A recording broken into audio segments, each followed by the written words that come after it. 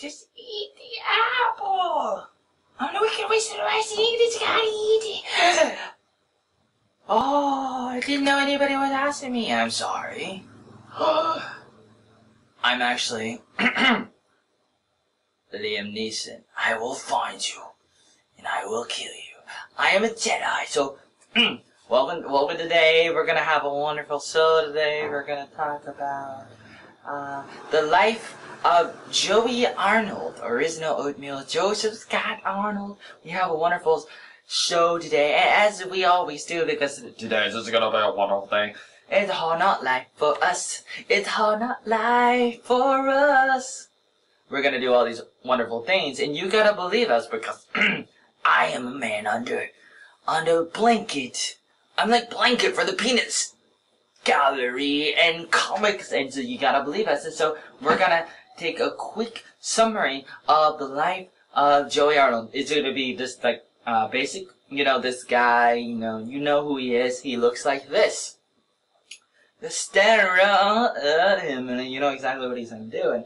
And we don't have a lot of time to talk about everything he does because he's so crazy. So we'll just start from the beginning. First, you gotta know that his father was born in Los Angeles in 1950, and his father's father, his father. I'm so confused now. This is like a Twilight Zone.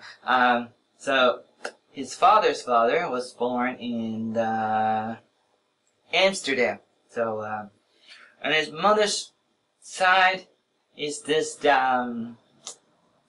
places in America. So he's kind of like half American, half like Dutch. The Dutch is, oh my goodness. Whoa. So Joey Arnold was born in a hospital in Forest Grove, Oregon, in a maple syrup hospital, like a Tualatin Valley hospital. It was about 6 a.m. in the morning. It was on a Monday. I was on the 11th of February, 1985. So he says, well, hey, we have Joey Arnold right here. Let's bring Joey Arnold here to the show. And Doraemon, which is my producer, says, yes, we can do that. Okay, bring in Joey Arnold. Makeup. He's doing his makeup right now. Yo, what up, dog?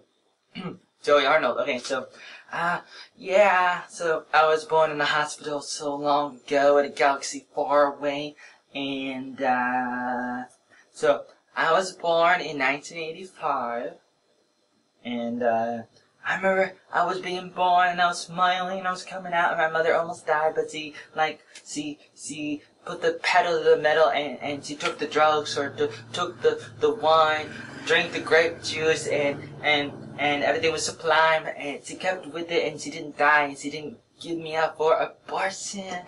Oh, wouldn't the world be better? But I'm still here. Oh, and I just remember being born and raised in a ghetto, in a Rose Grove Mobile Home Park, a community home place, a place with manufactured homes and trailers, and I grew up in one of those, and it was this, I grew up in a 3839 Pacific Avenue, space 163, in Forest Grove, Oregon, Washington County, 97116-227. I got a phone call. Hello?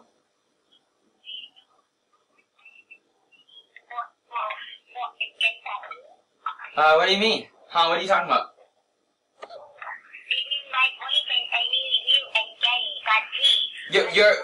Your boyfriend is gay? What? Yeah. Gay? Or engagement party, not gay.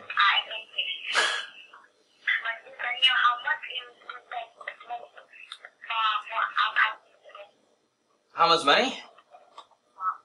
How much money? I have no idea. Who do you think I am? Some kind of expert in those kinds of things? I'm your typical English teacher. I don't, not exactly. I've never been like a best man in a wedding before. Oh, really? Really? Wow. See, this hanged up on me. Tie-dye. Oh, no. Okay. Back to the story of my life. I was born in a place, and one day, I started making trouble in my neighborhood. I got in one little fight, and my mom got scared. She said, "You're moving with your auntie to a place called Bel Air." And I said, "What is up with that?" Ba-na-na-na, what's up with that? What's up with that? So, born in 1985, and I was smiling. But later, the siblings would make fun of me, and I thought I was an alien, and maybe I was, maybe I wasn't, I don't know, but it's like sometimes when the going gets tough, they go, oh, the tough gets going, the tough gets going. It feels kind of like strings in the hood, like you're some kind of gremlin, like you don't know who you are, like you can't relate to anybody because you feel like you're totally messed up. And I remember seeing, like, kind of me. I meet my family sometimes, like growing up, the first time I saw them, who knows, but like, I remember going to see my aunt, Karen, and Uncle Jim Williams, at the coast, or maybe even in Tigard, not a tiger, but a tiger, and then they moved to the coast, to, like, seaside, near Astoria, in Oregon, and I remember going to their house and being on the Rockies there, and then I had, like, a grandmother or a great grandmother, like Anne Pickett or something, and I saw her, and she was like an old lady, and I was really, really scared. And I was like, "Well, what are you doing?" And I was still about 3 years old, and I remember meeting like a neighbor named Tony. He was like a Mexican. He was like my first friend, and then we had some other people like Dustin, but they were like friends with my brother and my sister, and there was like Damien and some of those people living in our neighborhood on our street. And I remember some of those people, Tony, Damien, what's the other guy I said already? And all these people, and did I say Tony? Tony, and then Kyle Vanderzanden, and his father Mike Vanderzanden, our neighbor, around 88 or 89, and then it was, there was a girl, and one day, I was like there, and I met a girl, in about 1990, and I was about 5 years old. I met her, Tiffany Cumbo, and it's just like, "Hey, what's your name?" "Joey." "And what are you doing?" and all this stuff, and "Oh, he's my boyfriend," Tiffany said to her mother. "No, he's not your boyfriend." And,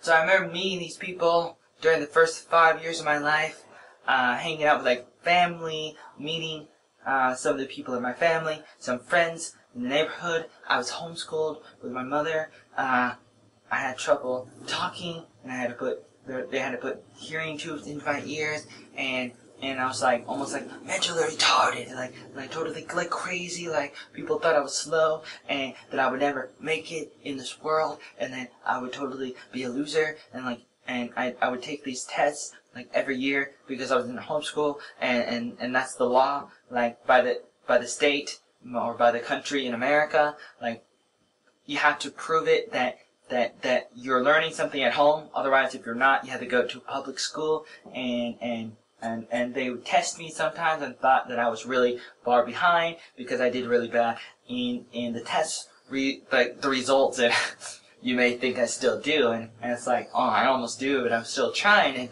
and by the grace of God, and it's like, I continue to go, and I try my best, but I was far behind, and people thought I would never pass the 6th grade, and there was all of these, like, problems and obstacles in the course of my life, and, you know, like, I met a girl named Tiffany, and I was 5, and I started to like her, and, in 91, I started drawing Indians and turtles and peoples and trees, and I started going to the Word of Life clubs, and later to Awana clubs, and I would see movies like the Teenage Mutant Ninja Turtles, and later I saw the Newsies, and there's a lot of movies I saw, and I kind of remember bits and pieces, and back when I was 3 years old in 1988,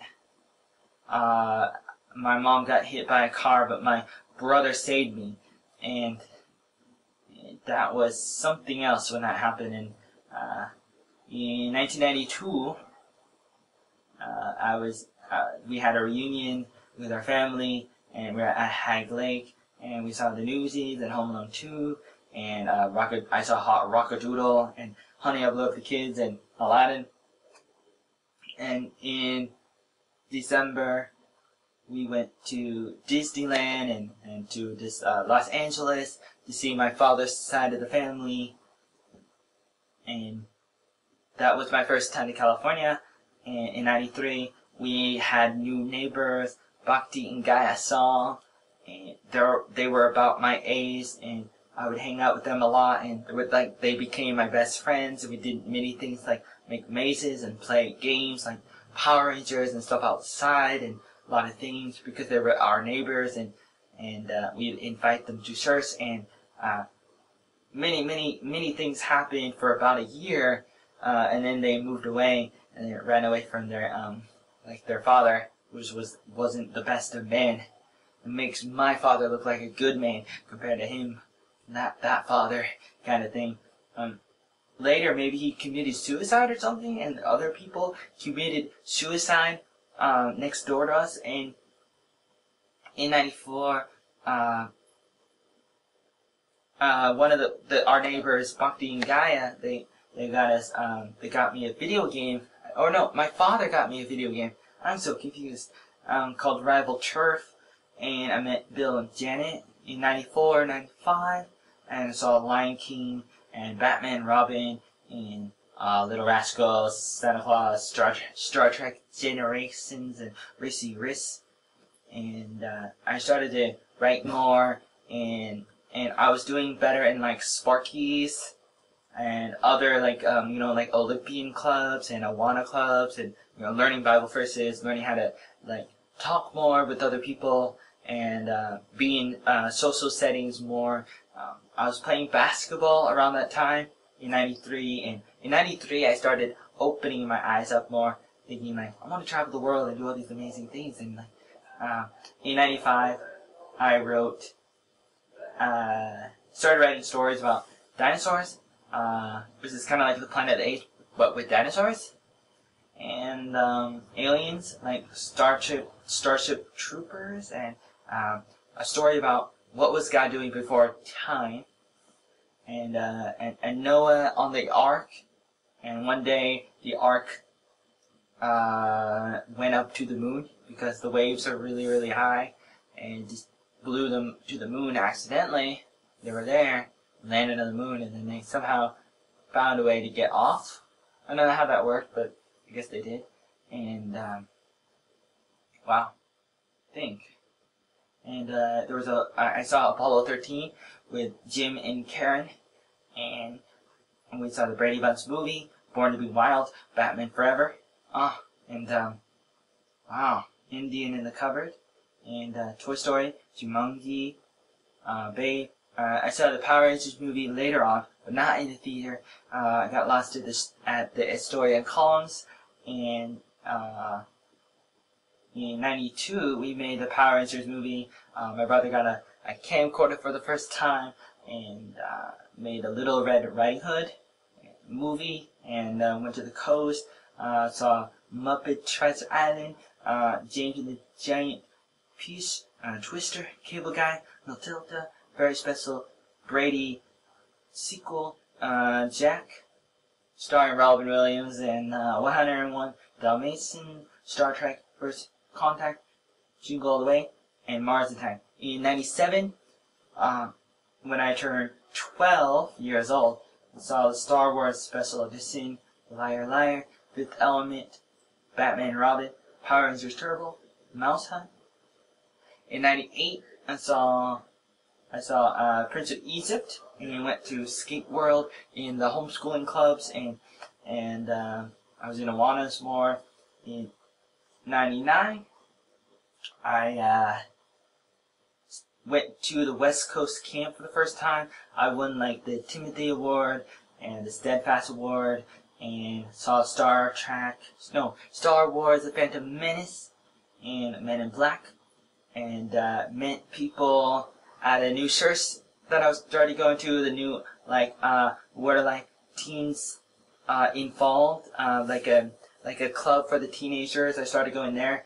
to the Community Baptist in Hillsboro. Met people there, like the pastor, Bill, and their family, Terry and Rachel Gasser, and then there was Lindsay Stone, and Pete Steele, and his family, and a bunch of other people that I've been meeting in the course of my life.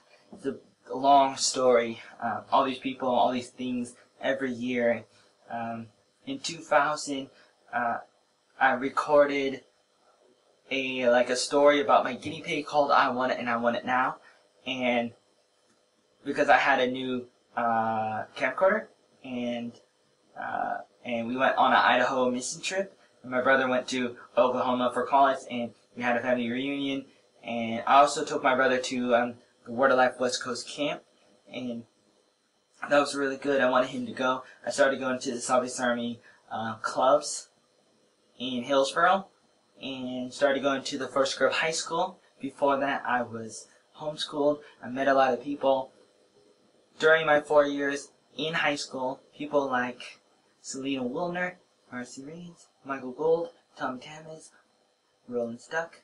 I had a lot of interesting classes like metals, science, and a lot of teachers like Fleskis, Malinsky, Baumgartner, a lot of other people. In 2001, I made a movie with my brother called Gangster Run. Went to the West Coast camp again, and had a class in 10th grade called biology. Also saw the 9/11 attack when I was in the biology class. And in 2002, I went to the camp again and became a senior. And in 2003, Tiffany died, and I went to the West Coast camp. And then in my senior year, became a girls basketball co-manager. I started working on my senior project so I can graduate high school, and I made a pocket ball table for my Community Baptist people, and I was in the Earth Club and Drama Club, and then I graduated in 2004 on a Tuesday night on the 8th of June 2004, and then I went to New York to be in a program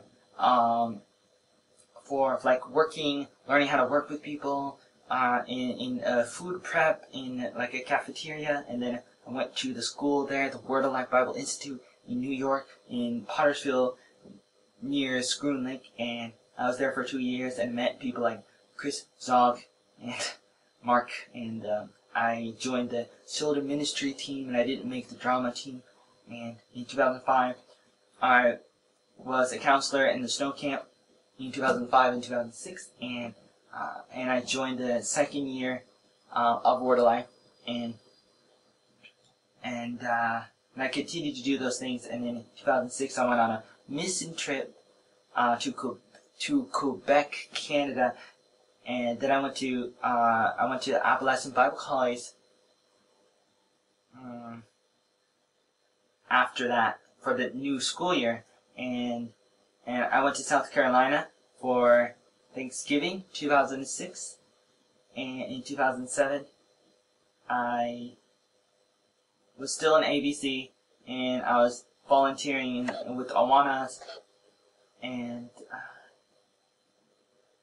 I became a free geek volunteer because I went back home after I was at my new college in West Virginia, at the Appalachian Bible College in Bradley, West Virginia, and then I went to a camp, the Salvation Army camp, and I was a wilderness counselor, and then I joined Revolution Hawaii, and I was there, and then I stopped.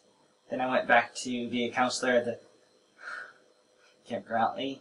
Then I lived on my own in my own apartment in Portland, and I was after school assistant, and I was a dishwasher at the